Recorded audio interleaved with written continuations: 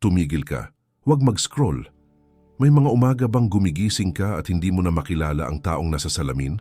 Hindi dahil sa pagtanda, hindi dahil sa pagod, kundi dahil may isang bahagi sa iyong kaluluwa na sumisigaw ng isang pangalan na hindi mo pa naririnig, kumikilos sa isang paraan na hindi mo pa nagagawa, at nangangarap ng isang buhay na tila imposible para sa iyo na alam mo. Ang sabi nila, ito ay pagkalito. Ang sabi ng mundo, kailangan mo lang hanapin ang iyong sarili. Pero paano kung hindi ka nawawala? Paano kung ikaw ay natatagpuan at ang Diyos mismo ang gumagawa sa iyo na hindi makikilala, upang ang iyong bagong anyo ay hindi na magkasya sa mga lumang kadena? Ang sakit na nararamdaman mo sa iyong katawan ay hindi lang pagod. Ito ay ang iyong espiritu na hindi na komportable sa iyong lumang balat. Ang mga dating gawi na dati nagbibigay aliw sa iyo ay tila lason na ngayon. Ang mga pagkain na dati mong kinakain, ang mga kantang dati mong pinakikinggan, ang mga lugar na dati mong pinupuntahan, lahat ay may kakaibang lasa ng pagkaluma na parang hindi na para sa iyo. Ang iyong katawan ay nagrereklamo dahil nagsisimula na itong maghanda para sa isang bagong antas ng pag-iral na hindi pa nito nararanasan. Pati ang iyong mga desisyon ay nagbago. Ang mga landas na dati mong tinatahak ng walang pag-aalinlangan ay tila may mga harang na ngayon. Ang mga oo mo noon ay nagiging hindi na ngayon, nang walang malinaw na dahilan. May isang puwersa sa loob mo na humihila sa iyo palayo sa mga dating plano, mga dating pangarap at mga dating kasunduan. Para kang isang barko na pilit na binabago ang direksyon sa gitna ng karagatan, laban sa agos na dati mong sinusunod. Kaya naman pati ang iyong mga relasyon ay apektado. Ang mga taong dati mong kasakasama ay tila hindi na maintindihan ang iyong bagong ritmo. Ang mga usapan ay nagiging mababaw. Ang iyong presensya ay tila naghahanap ng mas malalim na koneksyon na hindi na maibigay ng iyong dating mundo. Hindi ito pagmamataas, ito ay pagbabago ng antas. Ang iyong kaluluwa ay naghahanap ng mga kasamang para sa susunod na yugto, hindi para sa nakaraan. Sa mga susunod na sandali, mauunawaan mo kung bakit ang iyong lumang bersyon ay kailangang dumaan sa napakaraming pagsubok at presyon. Matatanggap mo ang espiritual na balangkas upang tuluyan ng iwanan ang mga paulit-ulit na padraw ng kabiguan na kumukulong sa iyo sa nakaraan. Matututunan mong kumilos sa autoridad ng iyong bagong pagkakakilanlan na magbubukas ng mga pintuan na dati sarado para sa iyo. Mabibigyan ka ng pangalan para sa bagong nilalang na hinuhulma ng Diyos sa iyo, na magbibigay linaw sa lahat ng iyong pinagdaanan, at malalaman mo kung paano ipanalangin ang isang kalasag sa paligid ng iyong pagbabagong anyo upang hindi ito maagaw o mapigilan bago pa man ito makumpleto. Naramdaman mo na ba na ang pagka-stuck mo sa buhay ay hindi lang kamalasan, kundi isang espiritual na presyon na pumipigil sa iyong krisalida na bumuka? At paano kung ang pakiramdam na ito na hindi mo na makilala ang iyong sarili ay isang palatandaan na ang banal na balangkas ng Diyos para sa iyo ay nagsisimula ng mag-activate? Habang tinatawag ito ng marami na face lang, nakikita ng mundo ng espiritu na may isang nilalang na malapit ng sumabog sa kaluwalhatian, at ang inggit ay naaakit sa kung ano ang malapit ng ihayag. Pero paano kung ang dahilan kung bakit napakasakit ng pagbabagong ito ay dahil hindi mo pa natututunan ng mga panalangin na nagpoprotekta sa proseso? Ngayon isipin mo ito kasama ko. Paano kung lahat ng pinagdaanan mo hanggang ngayon ay ang sagot sa tanong na matagal nang bumabagabag sa puso mo? Bakit ang mga pinili para sa pinakamalaking pagbabago ay sila ring target ng pinakamatinding espiritual na inggit? Sa paghahanap ko ng kalasag para sa mga kaluluwang nasa yugto ng pagbabagong anyo, dinala ako ng Espiritu Santo sa mga panalangin ito. Dito nabuo ang sekreto ng mga panalangin na sumasanggalang sa mga pinili mula sa espiritual na inggit. Ang aklat na ito ay hindi lamang isang babasahin, ito ay isang kalasag ng espiritual na pag-unawa, isang kasangkapan para sa mga nagnanais na maunawaan ang proseso ng kanilang pagbabagong anyo, patatagin ang kanilang espiritual na bahay-uod, at matutunan ang mga tiyak na panalangin para sanggalangin ang kanilang isip, tahanan, mga landas, at layunin laban sa inggit na sumusubok na sirain ang sinimulan ng Diyos. Maraming pinili dito ang naramdaman na kailangan nila ng espiritual na proteksyon. Ngunit hindi pa sila gumagawa ng desisyon na i-download ang digital na aklat. I-download mo na ngayon. Ito ay nasa unang nakapaskil na komento. Ngunit mag-ingat, ang tanging problema ay iilang kopya na lamang ang natitira sa digital na aklat na ito. Inilalantad nito ang mga panalangin at direksyon na binabaliwala ng marami, ngunit maaaring magbago sa paraan ng pagharap mo sa biglaang pag-atake ng pagdududa, mga hindi maipaliwanag na hadlang, at ang pakiramdam na may humihila sa iyo pabalik sa dati. Huwag hintayin na maramdaman mo ang pagkapunit ng iyong krisalida bago ka maghanap ng proteksyon. I-click ngayon, i-download ang iyong kopya at tuklasin kung bakit. Walang inggit o pag-atake mula sa nakaraan ang mas malakas kaysa sa kalasag na maaaring itayo ng Diyos sa paligid ng iyong pagbabagong anyo. Kung isa ka sa mga unang mag-download, bumalik ka dito at isulat, Amen. Ito ang magiging iyong gawa ng pananampalataya.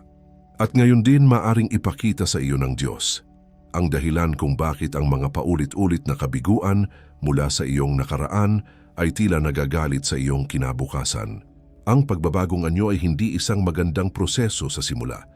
Ito ay masakit, nakakalito, at madalas ay nangyayari sa pag-iisa. Ang Diyos ay naglalagay sa iyo sa isang banal na krisalida, isang protektadong lugar kung saan hinuhulma ka niya para sa iyong susunod na anyo. Ang presyon na iyong nararamdaman ay ang pag-unat ng iyong mga bagong pakpak.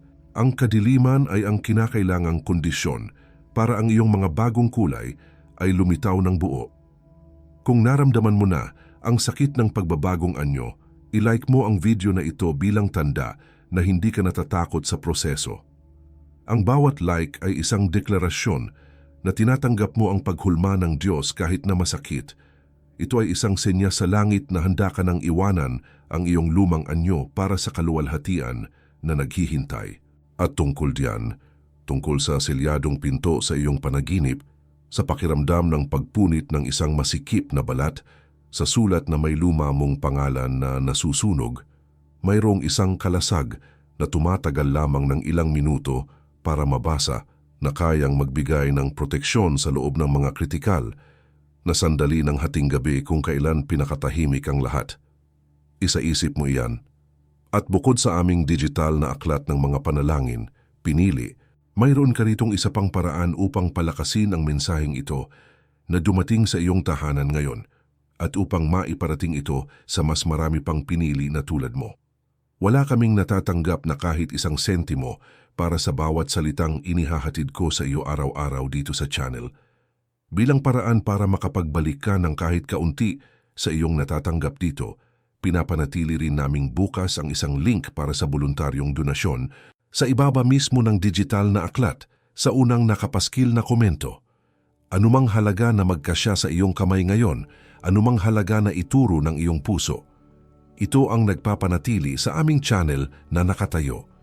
Ito ang dahilan kung bakit nakakarating ang susunod na mensahe sa ibang taong nangangailangan. Eksakto kung paano mo ito kinailangan. Hihintayin kita roon, pinili. At kung kailangan mong umalis bago matapos ang video na ito, ang kalasag na iyon ay naghihintay na sa iyo sa unang nakapaskil na komento sa ibaba lamang. Ngunit hinihiling ko na manatili ka hanggang sa dulo. Dahil kung wala ang konteksto na darating ngayon, ang selyo ay hindi gagana ng may parehong lakas sa iyong bagong pagkakakilanlan.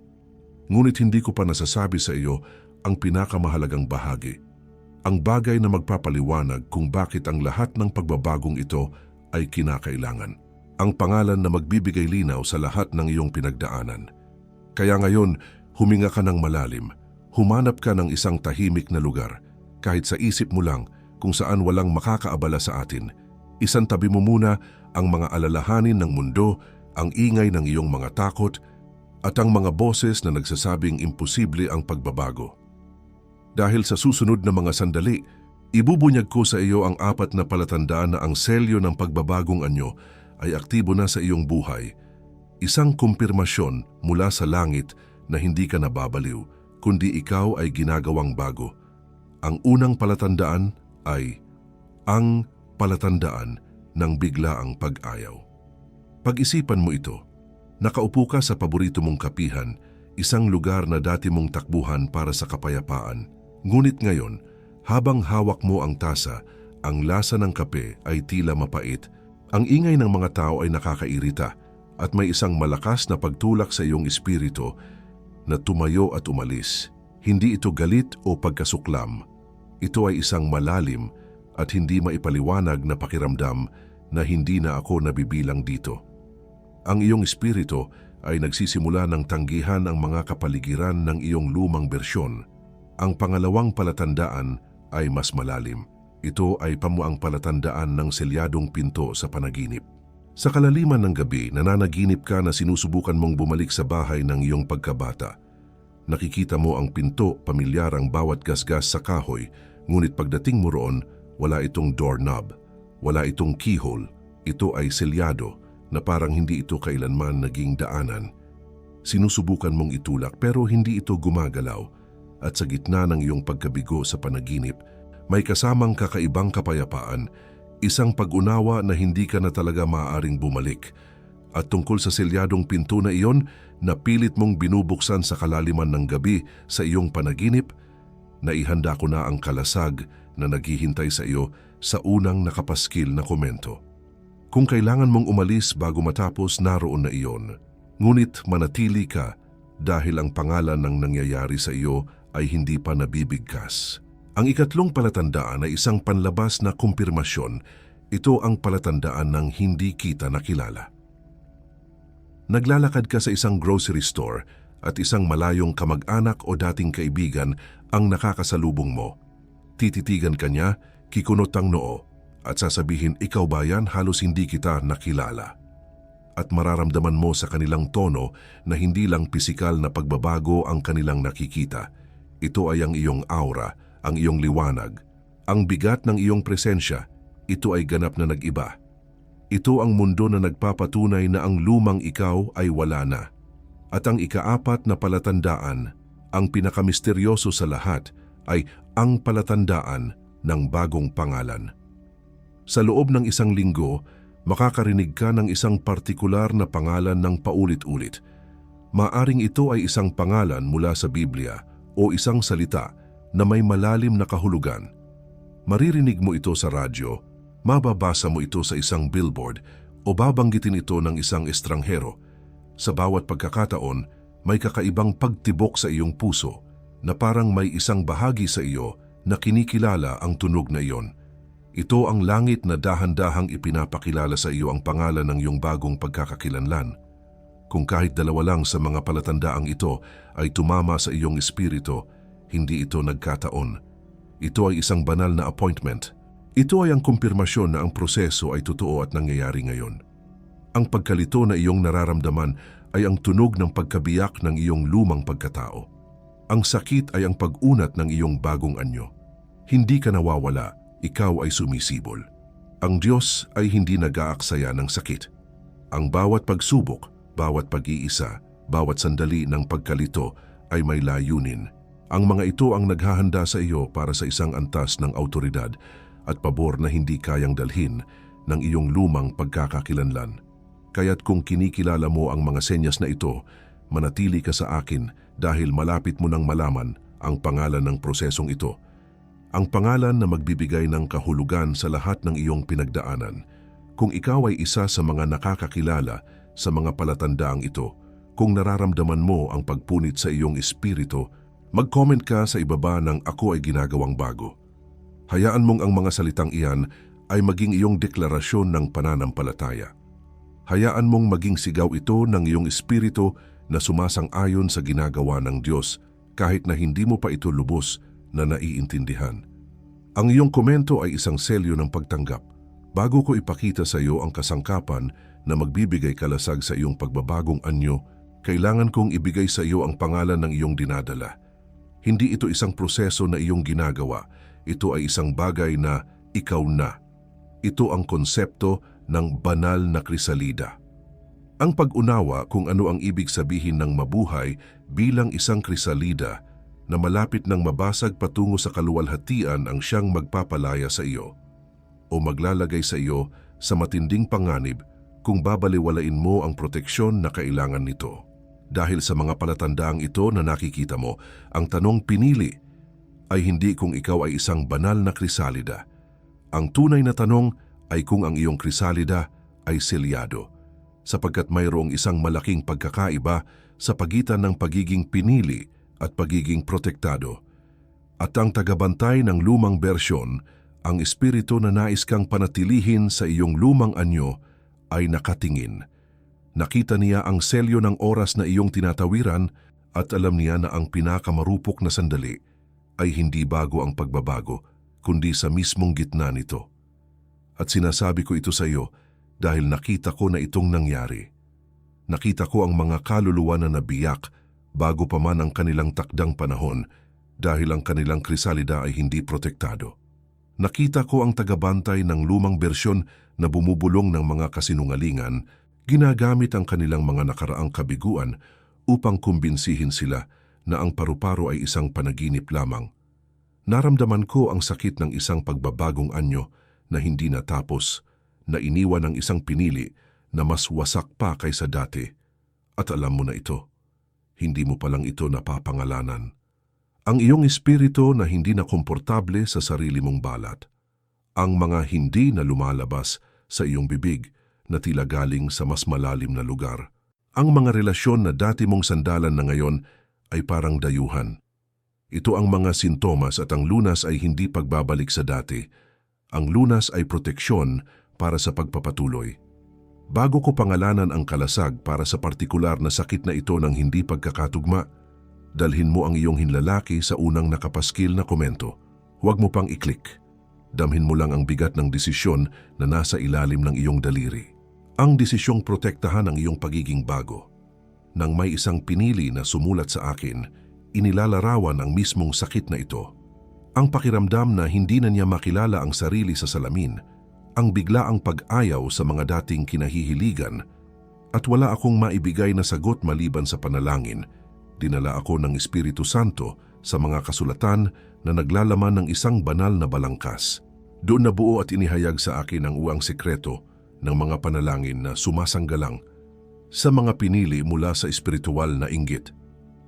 Hindi ito isang koleksyon lamang ng mga salita. Ito ang arkitektura ng proteksyon para sa iyong krisalida. Ngunit mag-ingat ka dahil iilang kopya na lamang ang natitira sa digital na aklat na ito. Kung nararamdaman mo ang paghila, i-click mo ngayon, i-download ang iyong kopya. Sabihin mo ang Amen sa iyong puso. Tanda ng pananampalatayang idineklara. Ito ay nasa unang nakapaskil na komento. Ang aklat na ito ay nakasentro sa katotohanan ito. Kaya't kung ang sino man ay na kay Kristo, siya'y isang bagong nilalang. Ang mga lumang bagay ay nagsilipas na. Narito, sila'y pawang naging mga bago. Ang bersikulong ito ay hindi isang magandang mungkahi. Ito ay isang espiritual na batas. Ang mga lumang bagay ay nagsilipas na, ay isang utos mula sa langit. Ang mga panalangin sa aklat na ito ay ang kasangkapan mo para ipatupad ang utos na iyon sa iyong buhay na pinuputol ang bawat gapos sa iyong lumang pagkakakilanlan. Ang presyo ng digital na aklat na ito ay mas mababa pa sa isang magarbong kape na binibili mo para gumaan ang iyong pakiramdam. Mas mababa sa isang buwang subscription sa streaming service na ginagamit mo para takasan ng katotohanan. Mas mababa sa isang takeout meal na kinakain mo sa kalungkutan. Ngunit ang kalasag na ibinibigay nito ay magpoprotekta sa iyong pagbabagong anyo sa susunod na 12 buwan. At alam kong mag-aalinlangan ka, iisipin mo, paano kung pagkalito lang ito? Paano kung ako pa rin ang dating ako at niloloko ko lang ang sarili ko? Yan mismo ang boses ng tagabantay ng lumang bersyon na sinusubukang panatilihin kang nakakadena. Kaya't ito ang aking pangako sa iyo. I-download mo ang aklat. Basahin mo ang unang panalangin. Kung sa loob ng 7 araw, hindi mo naramdaman ang isang pagbabago sa iyong espiritual na kapaligiran, isang kapayapaan sa gitna ng iyong pagbabago, ibabalik ko ang iyong ibinayad. Walang tanong, walang pressure, walang paghusga.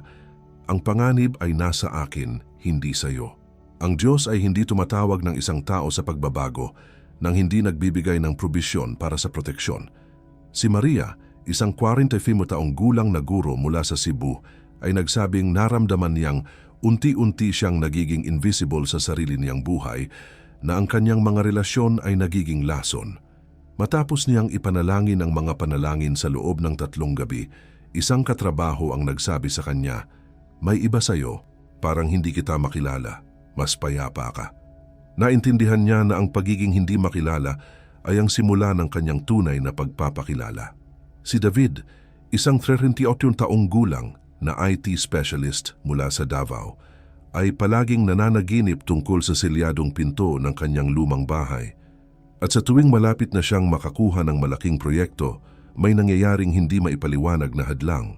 Sinimulan niyang gamitin ang panalangin laban sa tagabantay ng lumang bersyon. Sa loob ng 1 buwan, hindi lang nawala ang panaginip, kundi naaprubahan din ang isang promosyon na matagal na niyang hinihintay.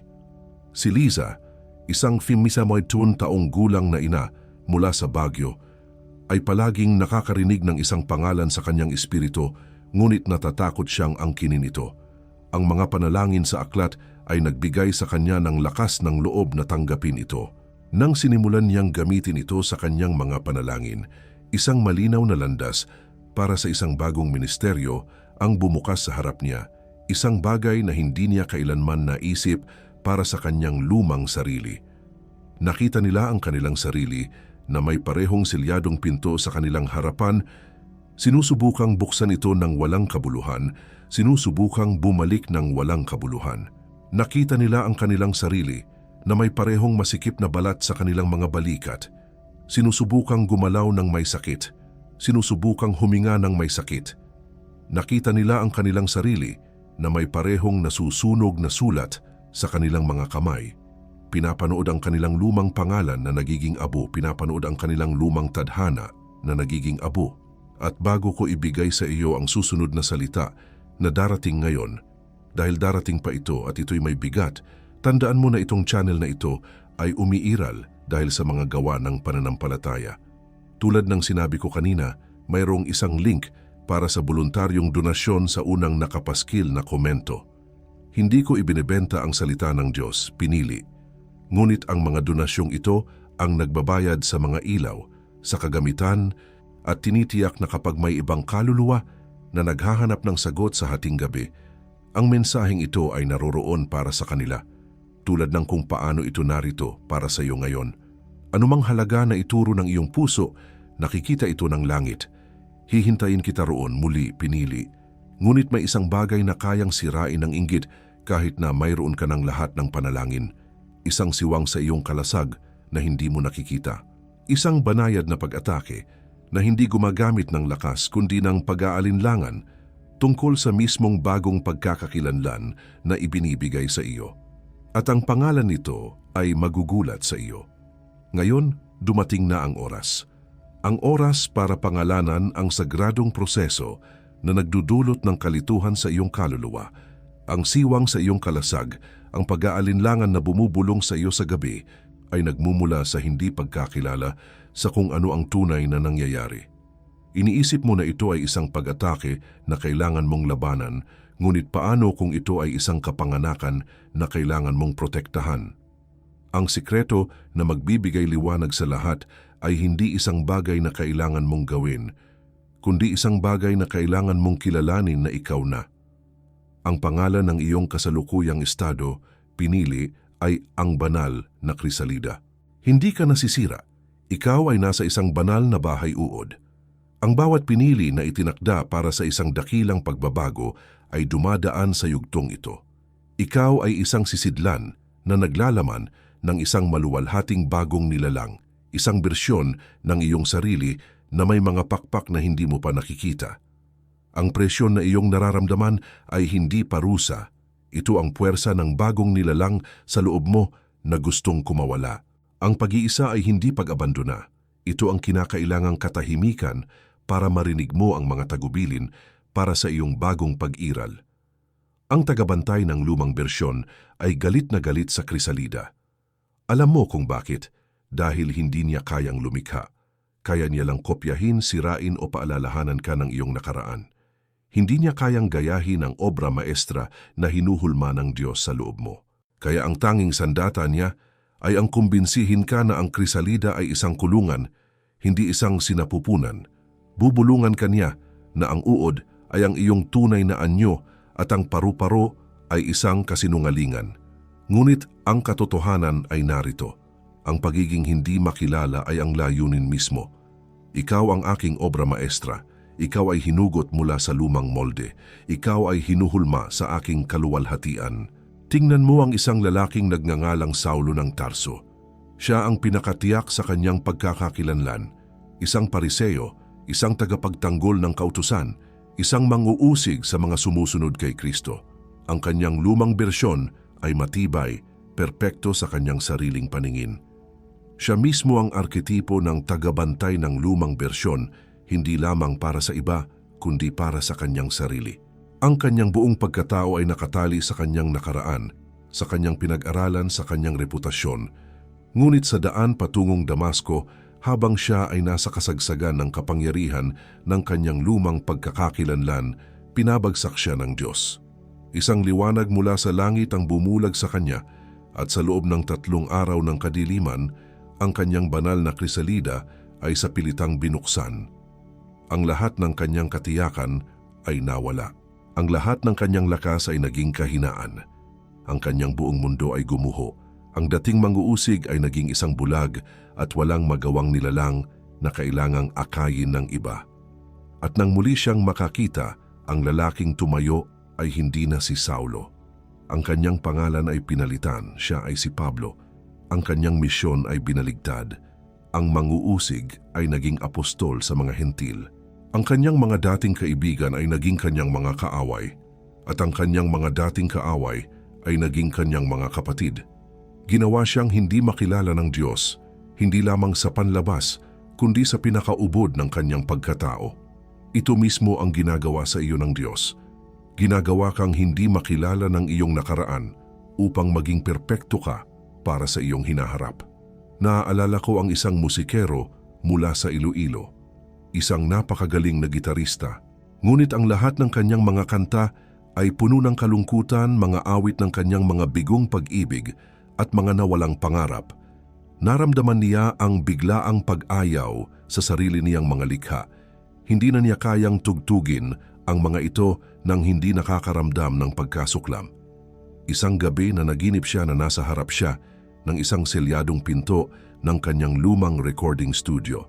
Kinaumagahan, habang naglalakad, may isang himig na pumasok sa kanyang isip, isang himig na masaya at puno ng pag-asa. Sinimulan niyang ihum ito at isang babaeng nagwawalis sa kalye ang napahinto at nagsabi, "Ang ganda naman niyan, parang tunog ng langit." Sa sandaling iyon, naintindihan ng musikero. Ang Diyos ay hindi lamang nagbibigay sa kanya ng mga bagong kanta, ginagawa siyang isang bagong mga awit. Ang kanyang banal na krisalida ay nabiyak. Ang kalungkutan na dati nagbibigay inspirasyon sa kanya ay ang lumang balat na kailangan niyang hubarin. Mula noon, ang kanyang musika ay nagbago. Hindi na ito tungkol sa kanyang nakaraan, kundi tungkol sa kaluwalhatian ng Diyos. Siya ay naging hindi makilala, maging sa sarili niyang mga tenga, at doon niya natagpuan ang kanyang tunay na tinig. Ang selyong ito na nadarama mo, ang pagpunit sa iyong espiritu, ay hindi lamang isang senyales na ikaw ay nagbabago. Ito ay isang pag-aktiba. Inilalagay ka nito sa isa sa 3 natatanging posisyon sa espiritual na larangan, 3 pagkakakilanlan, 3 tungkulin sa kaharian na ngayon ay nagsisimulang gumalaw sa iyong buhay. Pakinggan mong mabuti dahil ang pag-alam kung sino ka sa labanang ito ay ang unang hakbang sa pag-angkin ng tagumpay. Ang una ay diyang arkitekto ng bagong tadhana.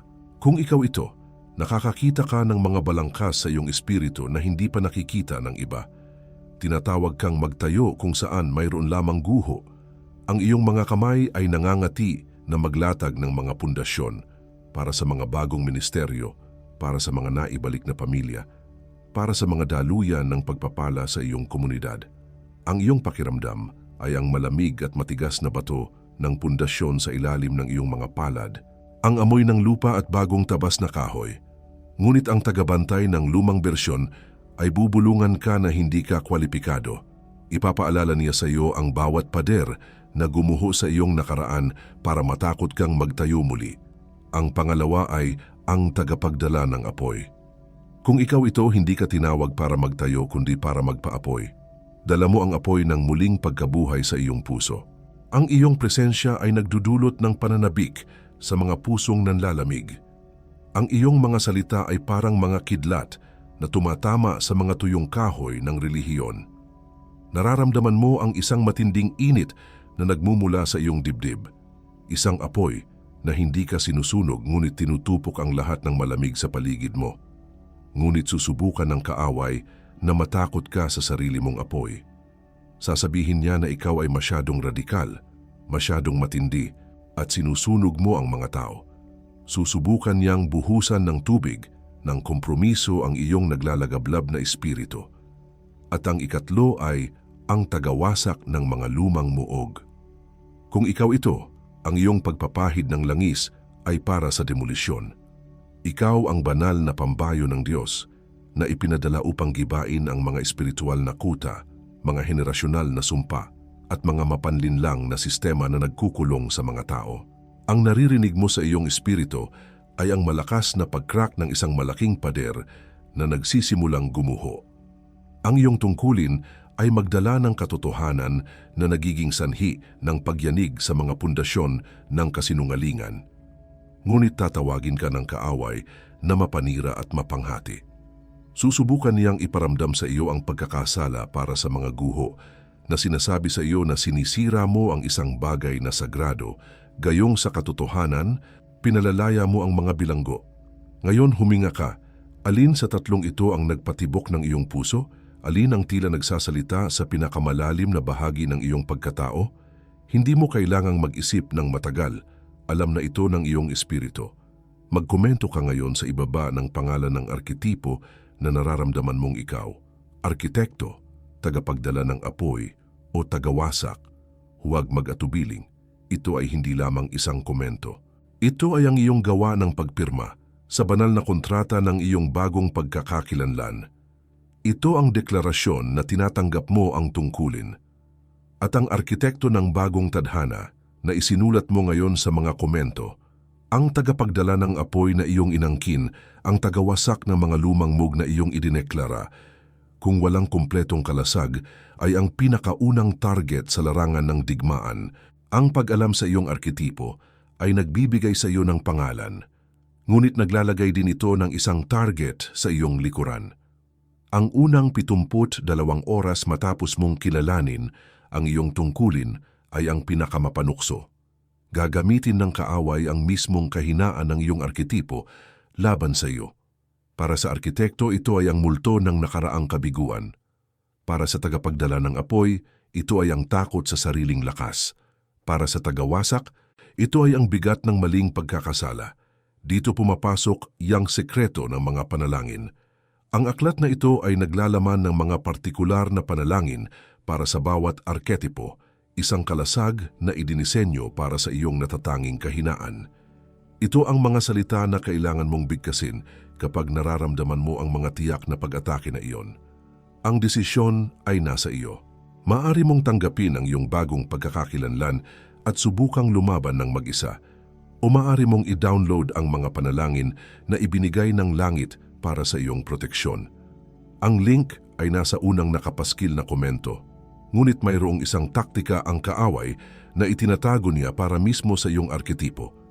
Isang sopistikadong pag-atake na hindi mo inaasahan at iyon ang susunod na salita na ibubunyag ko. Ngayon na tinanggap mo na ang iyong arketipo, na idineklara mo na ang iyong tungkulin, inaasahan ng kaaway na ikaw ay magiging kampante. Ngunit mayroon siyang tatlong natatanging taktika na inilalaan niya para sa mga pinili na kagaya mo, mga kaluluwang nasa mismong hangganan ng kanilang pagbabagong anyo. Ang mga ito ay hindi ang kanyang karaniwang pag-atake ng takot o tukso. Ang mga ito ay mga sopistikadong sandata ng psikolohikal na digmaan na idinisenyo upang sirain ang iyong krisalida mula sa loob. Ang unang taktika ay ang bomba ng pagdududa. Kapag ikaw ay nag-iisa na sa katahimikan ng gabi, isang boses na kamukhang kamukha ng sa iyo ang bubulong. Paano kung guni-guni mo lang ang lahat ng ito? Paano kung hindi ka naman talaga espesyal at pinipilit mo lang ang isang kwento para gumaan ang pakiramdam mo? Ito ang pinakamabisan niyang sandata dahil hindi ito sumisigaw. Ito ay nangangatwiran. Gagamitin nito ang iyong lohika laban sa iyo. Ang iyong panlaban dito ay isang 3 bahaging sandata. Una, ang kamadeklarasyon ng bibig. Bigkasin mo ng malakas, ako ay isang arkitekto tagapagdala ng apoy tagawasak.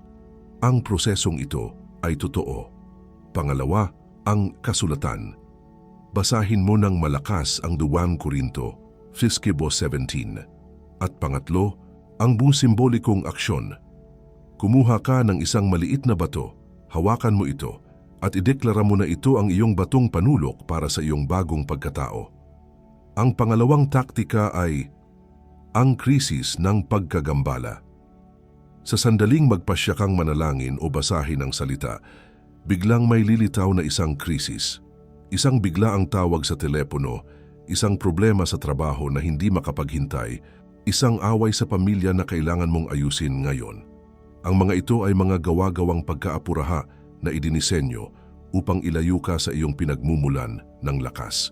Ang layunin ay panatilihin kang abala sa pag-aapula ng maliliit na apoy upang hindi mo makita ang malaking sunog na nagbabanta sa iyong kaluluwa. Ang iyong sandata dito ay ang pagkilala sa prioridad. Sa sandaling maramdaman mo ang paghila na ito, huminto ka at tanungin mo ang iyong sarili. Ito ba ay isang banal na tungkulin o isang demonyong pagkagambala?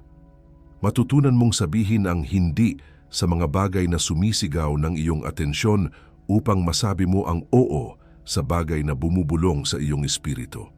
Ang ikatlong taktika ay ang pinakamasakit. Ang planadong pag-iisa. Susubukan ng kaaway na kumbinsihin ka na ikaw lang ang nakakaranas nito, na ikaw ay isang islang nag-iisa sa gitna ng isang karagatan ng pagkalito.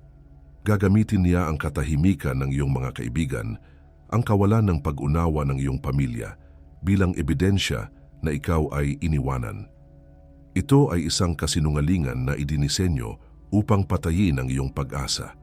Ang iyong sandata ay ang kamalayan sa hindi nakikitang hukbo. Kailangan mong maunawaan ito sa iyong espiritu, hindi ka nag-iisa. May libu-libong iba pa na tulad mo sa buong mundo, bawat isa sa loob ng kanilang sariling banal na krisalida, na dumaraan sa parehong proseso. Ang nararamdaman mong pag-iisa ay hindi pag-abandona. Ito ay kalibrasyon. Ito ay ang senyales na inihiwalay ka ng banal na espiritu para sa isang panahon na hindi nakilala ng iyong lumang buhay, at ang katahimikan na ito na sumusubok na kumbinsihin ka na ikaw lang ang nag-iisa. Iyan ang boses na kinakalito mo sa sarili mong boses. Iyan ang boses na pumapasok sa umaga at lumalabas sa gabi. At habang pinaplano ng kaaway ang susunod niyang pag-atake laban sa iyo, tandaan mo na ang deklarasyon ng iyong bagong pagkakakilanlan ay nangangailangan ng palagiang proteksyon. Para diyan, mayroong mga partikular na panalangin na nakapaloob sa ang sekreto ng mga panalangin na idinisenyo para sa unang 72 oras ng iyong bagong kamalayan, ang pinakakritikal na panahon. Ito ang mga salita na lumilikha ng isang kalasag kapag ikaw ay masyadong pagod na upang lumaban. Sa pagbabasa ng mga ito, hindi mo lang sinasara ang pinto sa mga kasinungalingan ng kaaway, binubuksan mo ang isang direktang linya sa kapangyarihan ng langit. Ang aklat ay naghihintay sa unang nakapaskil na komento. Huwag mong ipagpaliban ang iyong proteksyon. At mayroon pang isang bagay na kailangan kong sabihin sa iyo. Isang bagay na ayaw ng kaaway na marinig mo bago ang pagsasara. Isang bagay tungkol sa tunog na ginagawa ng pagpunit ng krisalida.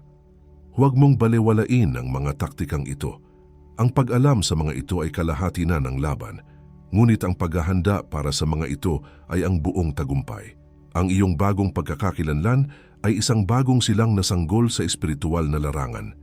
Ito ay malakas sa potensyal, ngunit marupok sa kasalukuyan. Kailangan nito ng proteksyon. Kailangan nito ng pag-aalaga.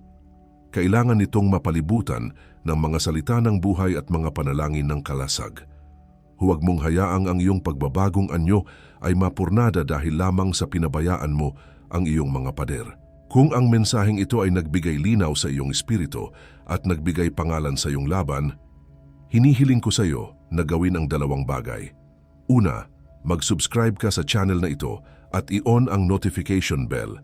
Ito ang iyong paraan upang manatiling konektado sa daloy ng paghahayag na ito. Pangalawa, i-save mo ang video na ito. Sa mga araw na ang pagdududa ay malakas at ang pag-iisa ay mabigat, balikan mo ito. Pakinggan mo muli ang katotohanan ng iyong pagkatao. Ito ang iyong magiging arsenal. Ang iyong paalala na hindi ka nag-iisa at ang iyong tagumpay ay sigurado. Ngayon, huminga ka.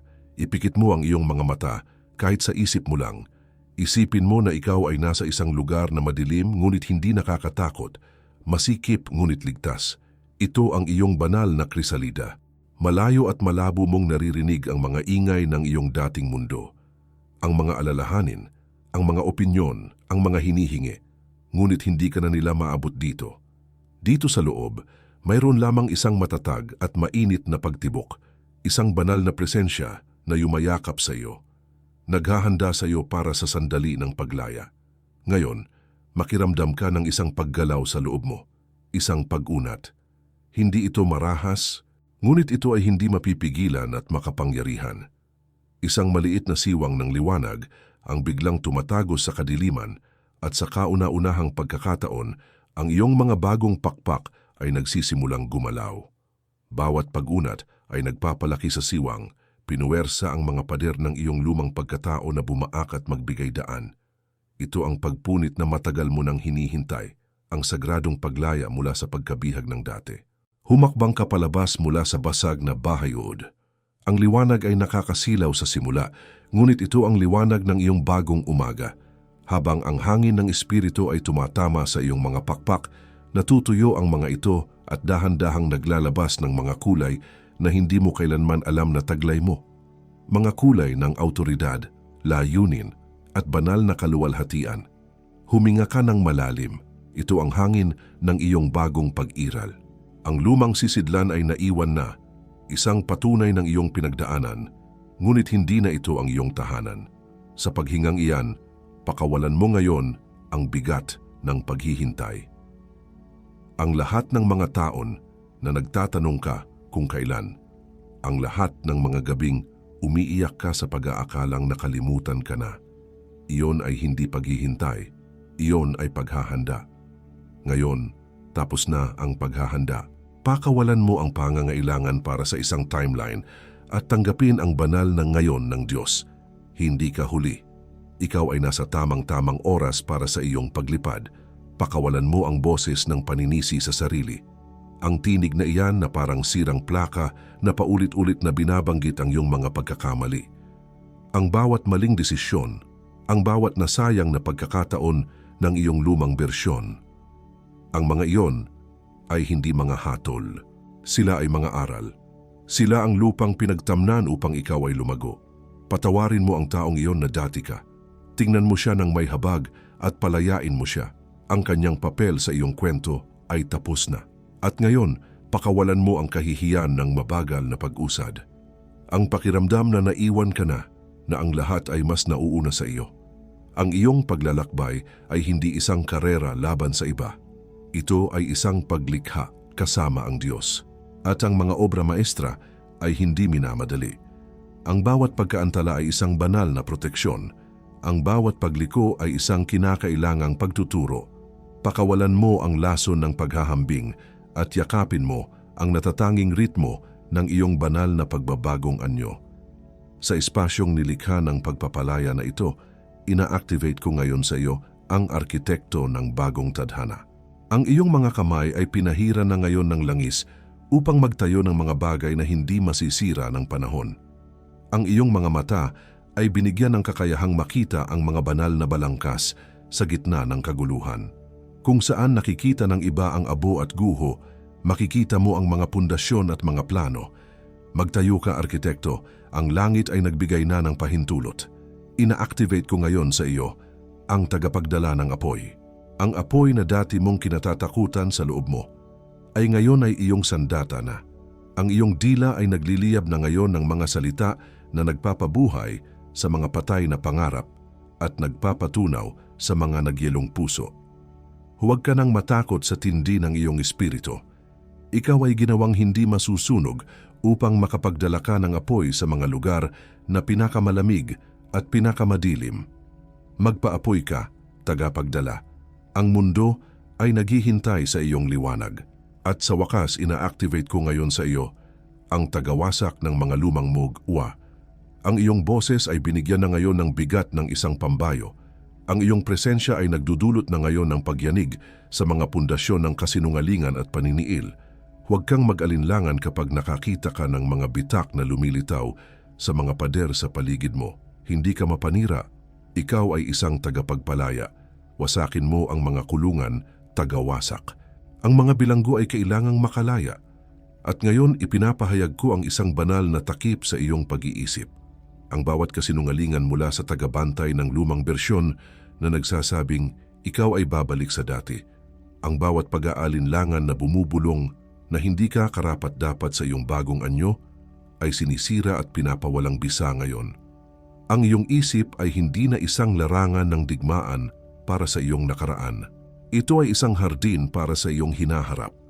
Tanging ang mga kaisipan ng langit ang may pahintulot na mamunga dito. Ipinapahayag ko ang isang banal na takip sa iyong mga ugnayan at sa iyong tahanan. Ang bawat espiritu ng pag-aaway, hindi pagkakaunawaan at paghihiwalay na ipinadala upang gambalain ang iyong krisalida ay binabalik ko ngayon. Ang iyong tahanan ay hindi na isang lugar ng pagod, kundi isang santuwaryo ng pagbabago. Ang mga koneksyon na hindi para sa iyong susunod na antas ay mapuputol ng walang sakit at ang mga banal na ugnayan na kailangan mo ay hihilahin patungo sa iyo na parang bakal sa isang magnet. At ipinapahayag ko ang isang banal na takip sa iyong mga landas at sa iyong layunin. Ang bawat bitag ng pagkagambala, bawat maling daan na idinisenyo upang ilihis ka, bawat hadlang na inilagay ng inggit upang pigilan ang iyong pag-usad, ay winawasak ngayon sa pangalan na may kapangyarihan. Ang iyong mga paa ay hindi na malilito. Ikaw ay lalakad sa isang tuwid na landas na inihanda para sa iyo bago pa man itatag ang mundo. Isang landas na patungo sa katuparan ng iyong bagong pagkakakilanlan. Dito, idinedeklara namin bilang isang katawan na kami ang henerasyon na hindi natatakot maging hindi makilala. Tinatanggap namin na ang aming lumang anyo ay kailangang mamatay upang ang bagong nilalang ay mabuhay. Hindi na kami magpapanggap na magkasya sa mga lumang hulma o tatawa sa mga lumang biro na pumapatay sa aming espiritu. Ang aming pagiging iba ay hindi isang kahinaan. Ito ang selyo ng aming pagkahirang. Idinedeklara namin na ang mga basag na piraso ng aming lumang bahay uod ay hindi basura. Sila ang pundasyon para sa aming bagong palasyo. Bawat sakit, bawat luha, bawat sandali ng pag-iisa ay ngayon ay mga batong panulok sa istruktura ng aming autoridad. Hindi na kami titingin sa aming nakaraan ng may kahihiyan, kundi ng may pasasalamat dahil sa bawat pagkabigo, inihahanda kami ng Diyos para sa isang tagumpay na hindi namin kayang isipin. Idinedeklara namin na ang aming mga bagong pangalan ay mas malakas kaysa sa aming mga lumang reputasyon. Tinatawag namin ang aming sarili kung ano ang tawag sa amin ng langit. Mga arkitekto, mga tagapagdala ng apoy, mga tagawasak ng muog. At sa autoridad ng mga pangalang ito, kumikilos kami. Ang aming mga salita ay may bigat. Ang aming mga panalangin ay nagpapayanig sa lupa. Ang aming presensya ay nagpapabago sa mga kapaligiran. Idinedeklara namin na ang inggit ng kaaway ay kumpirmasyon lamang ng halaga ng aming dinadala. Hindi kami matatakot sa oposisyon. Ipagdiriwang namin ito bilang isang palatandaan na kami ay nasa tamang landas. Ang bawat pag-atake ay nagpapatunay lamang na ang paru-paro sa loob namin ay napakaluwalhati kaya't hindi ito maaaring balewalain ng impyerno. At sa wakas, idinedeklara namin na kami ay nabubuhay na ngayon sa ilalim ng isang bukas na langit. Ang mga lumang kisame ay nawasak na. Ang mga limitasyon na itinakda ng aming pamilya, ng aming kultura, at ng aming sariling pag-iisip ay wala ng kapangyarihan sa amin. Kami ay malaya ng lumipad, malaya ng umakyat, malaya ng maging ang mga nilalang na itinakda ng Diyos na maging kami mula pa sa simula. Sinisira ko ngayon ang sumpa ng paulit-ulit na pagkabigo na nakakabit sa iyong lumang pagkakakilanlan. Sinisira ko ngayon ang bawat salitang binitiwan laban sa iyo na nagsasabing hindi ka magbabago. Sinisira ko ngayon ang kapangyarihan ng bawat alaala na ginagamit ng kaaway upang panatilihin kang bilanggo sa kahapon. Ikaw ay nakatalaga. Ang iyong pangako ay ginawa hindi sa emosyon, kundi sa desisyon. Sa gitna ng apoy, sa kabila ng pagdududa, pinili mong maniwala sa proseso. Ang iyong katapatan ay naitala na sa langit bilang isang permanenteng selyo sa iyong kaluluwa. Ikaw ay kinumisyon. Hindi ka lamang tinawag upang magbago, kundi upang magdala ng pagbabago. Ang iyong bagong pagkakakilanlan ay hindi para sa iyong sariling kapakinabangan. Ito ay isang sandata, isang susi, isang daluyan para sa kaharian ng Diyos. Natanggap mo na ngayon ang iyong mga utos mula sa pinakamataas na general. Ikaw ay isinugo. Tapos na ang panahon ng paghahanda sa loob ng krisalida. Ikaw ay pinalalabas na ngayon sa mundo, hindi bilang isang uod na gumagapang, kundi bilang isang paru-paro na lumilipad. Ang iyong teritoryo ay naghihintay. Ang iyong misyon ay malinaw. Humayo ka at ipakita sa mundo kung ano ang hitsura ng isang taong ganap na ginawang bago ng Diyos. Huwag ka munang magsabi ng Amen. Manatili ka diyan sandali. Hayaan mong ang bigat ng iyong mga bagong pakpak ay lumapat sa iyong mga balikat. Hindi ito pabigat, ito ay autoridad. Ang iyong dila ay gustong tapusin ang panalangin. Huwag mo munang hayaan. Maghintay ka sa aking hudyat, darating ito. At habang nararamdaman mo ang mga basag na piraso ng iyong lumang bahay-uod na nagiging pundasyon sa ilalim ng iyong mga paa, kailangan kong huminto ka sandali at tingnan ang nakapaskil na komento. Ang sandaling ito, ang pag-unawang ito, ay ang eksaktong dahilan kung bakit kailangan mo ng proteksyon. Ang sekreto ng mga panalangin na sumasanggalang sa mga pinili mula sa espiritual na inggit ay hindi lamang isang aklat. Ito ang kasangkapan na kailangan ng iyong kamay ngayon. Ito ang mga salita na magpapanatili sa iyong bagong anyo na protektado habang natututo ka pang lumipad. Ito ang balangkas para sa iyong bagong pag-iral. Kung iniisip mong ipagpaliban ito, hinihiling ko sa iyong huminto ka. Dahil ang mamaya sa kontekstong ito ay ang paraan kung paano pumapasok ang tagabantay ng lumang bersyon sa pamamagitan ng siwang ng pag-aalinlangan. Ang boses na iyon na bumubulong ngayon, baka imahinasyon ko lang tong pagbabago. Paano kung bumalik lang din ako sa dati? Mas komportable pa rin sa lumang anyo. Hindi ko kailangan ng aklat para magbago. Pag-iisipan ko muna kung totoo ba talaga to. Hindi iyan ang iyong boses. Ito ay tunog na parang sayo. Ginagamit nito ang iyong bokabularyo. Ngunit ito ang boses ng natalo sa korte ng langit ngayon at sinusubukang bawiin ang teritoryo bago sumikat ang araw bukas. Huwag mo siyang bigyan ng pagkakataon. At ngayon, ang huling salita. At sa susunod nating pagkikita, ibubunyag ko ang 7 uri ng teritoryo na ipinapamana ng Diyos sa bawat bagong nilalang. Dahil ang pagbabagong anyo ay hindi ang katapusan. Ito ang simula lamang ng pananakop. At sa video na ito, pinili, bago ko selyuhan ang oras na ito sa iyo, babalik ako sa huling pagkakataon sa kahilingang ito. Sinubaybayan mo ako hanggang dito. Tinawid mo ang bawat salita, bawat dekreto, bawat senyales. At kung sa anumang sandali sa mensaheng ito ay naramdaman mong hinipo ka ng langit, alam mo na ang video na ito ay hindi aksidente. Ang link para sa voluntaryong donasyon ay nananatiling bukas sa unang nakapaskil na komento sa ibaba mismo ng digital na aklat. Hindi bilang singil, hindi bilang kapalit, bilang pagbabalik ng pinili sa altar kung saan nagmula ang salita, anumang halaga na ituro ng iyong puso at nakikita ito ng langit. Nakikita ng langit at pinararami ito ng langit sa iyong tahanan, sa iyong mga araw, sa kung ano ang hindi mo pa alam na darating. Ito ang aking huling kahilingan. Hihintayin kita roon, pinili. Ibahagi mo ito sa isang tao na alam mong nasa gitna rin ng isang malaking pagbabago sa buhay at isulat, huwag kang matakot maging hindi makikilala. Ang iyong pagbabahagi ay hindi isang pabor. Ito ay paglilingkod sa kaharian at nakikita ito ng langit. Kung hindi mo pa nasusubukan ng water ang sekreto ng mga panalangin na sumasanggalang sa mga pinili mula sa espiritual na inggit.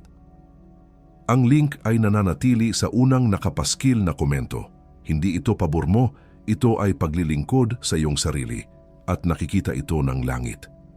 Ngayon ay maaari ka nang magsabi ng Amen, sabihin mo kasama ko ngayon, Amen. At ako, ang Ama, ay nakarinig. Huwag ka nang lumingon pa pabalik. Ang lumang tahanan ay wala na. Ang langit ay naghihintay sa iyong paglipad.